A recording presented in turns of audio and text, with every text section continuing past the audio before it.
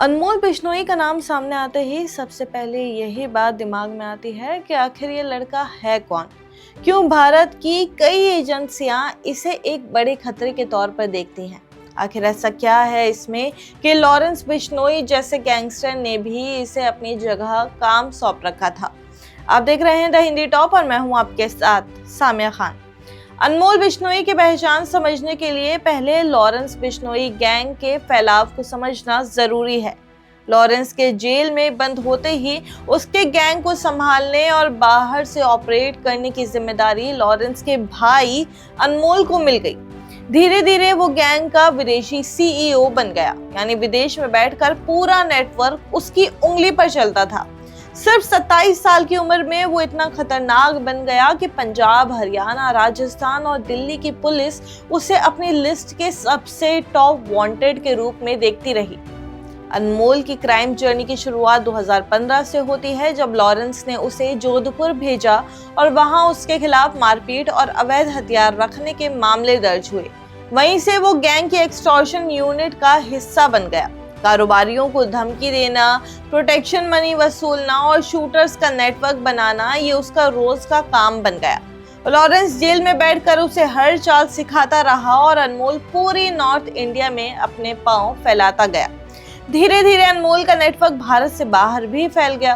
पुर्तगाल, Italy, America, Bulgaria, तुर्की, UAE और Canada तक उसके लोग सक्रिय थे। वहां से अवैध हथियारों की डीलिंग, ड्रग्स की तस्करी, नए शूटर्स की ट्रेनिंग और फाइनेंसिंग, सब कुछ वही मॉनिटर करता था।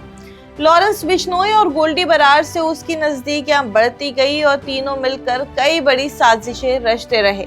साल 2022 इसका टर्निंग पॉइंट बना। सिद्धू मूसेवाला और लॉरेंस बिश्नोई गैंग की दुश्मनी चरम पर पहुंच चुकी थी। उस समय लॉरेंस साबरमती जेल में बैठा था और उसने साफ आदेश दिया था कि इस मर्डर की जिम्मेदारी अनमोल संभाले।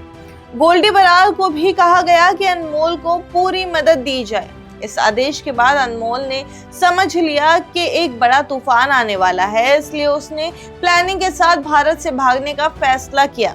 सिद्धू मूसेवाले की जान 29 मई 2022 को ली गई, लेकिन उससे 15 दिन पहले यानी 15 मई 2022 को ही अनमोल भारत से फरार हो चुका था। यही वो समय था जब उसने भानु प्रताप नाम से एक फेक पासपोर्ट बनवाया और उसे इस्तेमाल करके नेपाल, गल्फ, अजरबैजान और अन्य देशों के रास्ते अमेरिका पहुंच गया।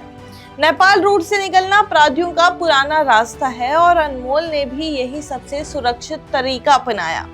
अमेरिका पहुंचकर उसने खुद को एक सामान्य भारतीय बताने के लिए एक फर्जी जॉब रेफरेंस लेटर का इस्तेमाल किया, लेकिन अमेरिकी सुरक्षा एजेंसियां लगातार उसकी यात्रा पर नजर रखे हुए थी। वो कनाडा और अमेरिका के बीच बार बार आ जा रहा था और इसी दौरान उसके डॉक्यूमेंट्स पर शक हो गया। यूएस इमिग्रेशन के अधिकारी ने जब उसके रेफरेंस लेटर की कंपनी से संपर्क किया तो पता चला कि ऐसा कोई लेटर उन्होंने जारी ही नहीं किया है। यहीं से उसकी पोल खुलनी शुरू हो गई। इसके बाद इंटरपोल के रेड कॉर्नर नोटिस में मौजूद तस्वीर से उसका चेहरा मैच किया गया और साफ हो गया कि ये कोई भानु प्रताप नहीं, बल्कि इंडिया का मोस्ट वांटेड गैंगस्टर अनमोल बिश्नोई है। अमेरिकी आईसीई अधिकारियों ने उसे मौके पर ही डिटेन कर लिया और फिर शुरू हुई भारत को उसकी कस्टडी दिलाने की प्रक्रिया, जिसमें एफबीआई, सीबीआई और एनआईए तीनों की भूमिका रही। भारत ने अनमोल पर पहले ही 10 लाख रुपए का इनाम घोषित कर रखा था। सिद्धू मूसेवाला मर्डर केस, सलमान खान के घर के बाहर की फायरिंग, पूर्व मंत्री बाबा सिद्दीकी की हत्या, इन तीनों बड़े मामलों में अनमोल का नाम लगातार आता रहा। Mumbai police, Punjab police, Rajasthan police, हर एजेंसी उसे चाहती थी। उधर कनाडा में भी हालात अनमोल के खिलाफ हो गए थे। वहां की नई सरकार ने लॉरेंस बिश्नोई गैंग को आतंकी संगठन घोषित कर दिया और उसके गुर्गों, फंड, प्रॉपर्टी सब पर कार्रवाई शुरू हो गई। कनाडा और अमेरिका से लगातार दबाव बढ़ रहा था और अनमोल पर निगरानी तेज होती जा रही थी। उसके पैर में जीपीएस ट्रैकर लगा दिया गया था, जिससे उसकी हर मूवमेंट मॉनिटर होती थी। बता दें कि 2024 में सलमान खान के घर गैलेक्सी अपार्टमेंट के बाहर फायरिंग का आदेश भी उसने ही दिया था और इसके कुछ महीने बाद बाबा सिद्दीकी की हत्या करवाने का आरोप भी उसी पर लगा। इन दोनों मामलों ने अमेरिकी एजेंसियों की नजर में उसे और खतरनाक बना दिया।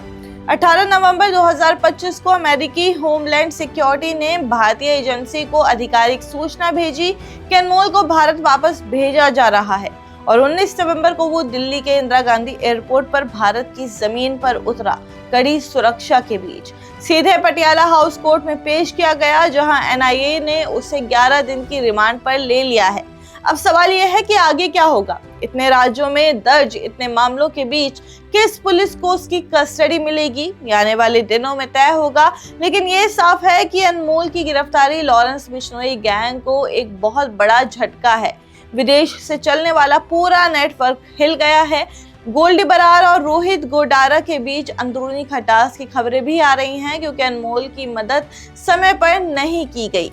आपके इस पे जो भी राय है हमें कमेंट्स करके जरूर बताइए और ऐसे ही और जानकारी के लिए आप हमारे चैनल द हिंदी टॉप को सब्सक्राइब कर लें। इसके अलावा आप हमें एक्स, फेसबुक और इंस्टाग्राम पर भी फॉलो कर सकते हैं।